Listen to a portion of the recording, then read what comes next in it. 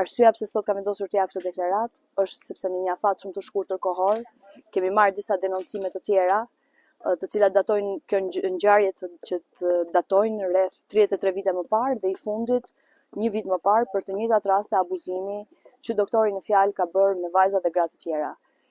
Sigurisht që ky është një rast i përsëritur dhe kjo e bën akoma më të rëndë situatën dhe vetë ngjarjen, se si ka mundur të integrohet dhe të qëndrojë një kohë kaq të gjatë një mjek në sistemin spitalor dhe të jap shërbime për individ të ndryshëm, vajza dhe djem në kushte të caktuara. Ngjarja është shumë sensitive për shoqërinë, megjithatë unë jam falënderuese vajzës e cila mori kurajën të flasë dhe të reagojë, të ngrejë zërin, pasi ngjarje të tilla duhet të fliten për të ndërprerë.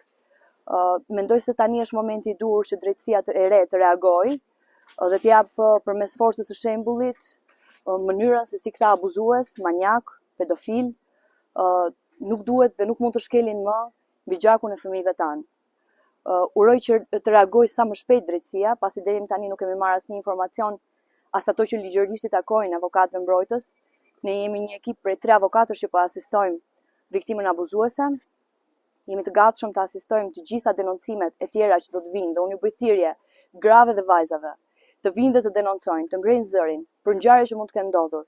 Dhe vetë ekipi ynë do t'i asistojë këto njerëz, këto vajza, këto gra, duke garantuar një mbrojtje efektive dhe anonimat të plot.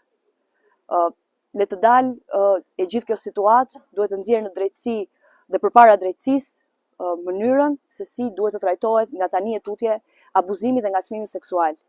Një element i cili në Shqipërinë tonë po ndodh rëndom, e megjithatë nuk merr masat ndëshkimore të caktuara sipas legjislacionit, por përfundojnë duke ja hedhur, si të thuash, veprave penale të tyre me një arrest shtëpie. Zonja avokate, ju folët në përgjithësi për rastet e ngacmimit seksual, ndërkohë që konkretisht për mjekun që është vënë në akuzë, keni ju denoncime apo denoncimet i kanë kaluar organeve ligjzbatuese? Për çfarë denoncimesh e keni fjalë? Dhe bëhet fjalë për denoncime dhe akuza ndaj këtij mjeku? Bëhet fjalë për akuza dhe denoncime ndaj këtij mjeku. Kanë ardhur në studion tonë ligjore. Janë akuza të cilat datojnë për ngjarje e para fillon rreth 33 viteve më parë. Dhe më e fundit që ka ardhur është para një viti.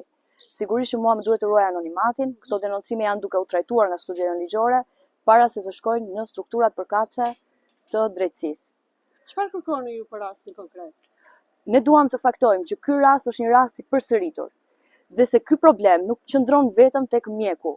Kemi të bëjmë me një strukturë spitalore e cila nuk ka ndërmarrë asnjë hap për të bërë një hetim administrativ, edhe pse ka pasur çdo indicie të mjaftueshme për të mos e mbajtur më këtë mjek në atë vend pune ku ai ka pasur mundësinë të shfrytëzojë dhe të përdorë njerëz në kushte vulnerabël. Rasti i fundit? Çfarë dini për rastin e fundit? Rasti i fundit është një rast i një vajze të re. Është, me sa duket mjeku ka pothuajse të njëjtën praktik pune me të gjitha vajzat që i vinë. Jemi duke e trajtuar, duke mbledhur provat e nevojshme për ta depozituar në polici dhe në prokurori. Nuk ka mundur të njihem me dosjen, pasi ne sot jemi autorizuar me prokurën për të qenë avokatët mbrojtës të vajzës, dhe pas kërkesës që kam bërë në prokurori, ende nuk e kam marrë informacionin, edhe pse është një situatë pa precedent që të mos jepet informacioni. Megjithatë jemi duke drejtuar të gjitha kërkesat zyrtare me shkrim, email, për t'ia dërguar prokurorisë në pritje për të marrë informacionin e nevojshëm para dhënies së masës sigurimit të mjekut. Këto rastet e tjera në seancën për caktimin e masës sigurisë do t'i bëni prezente para gjykatës, e cila do të vendosë edhe për caktimin e masës? Ne po punojmë për t'i bërë prezente, sepse ajo që ne duam të ndërtojmë në mbrojtjen tonë efektive është të japim të kuptojmë që ky është një rast i përsëritur, pra nuk është një rast që ka ndodhur një herë dhe kaq. Pra është një rast i përsëritur dhe kjo është ajo që ne po punojmë për të bërë. Dhe prandaj unë jam këtu për t'i bërë thirrje edhe një herë të gjitha grave dhe vajzave që janë ndjerë të abuzuara, është koha për të folur, sepse me sa duket tashmë pas ka ardhur radha e fëmijëve tanë, pra nuk është më radha jonë për t'u abuzuar. Dhe kjo është e patolerueshme në themel.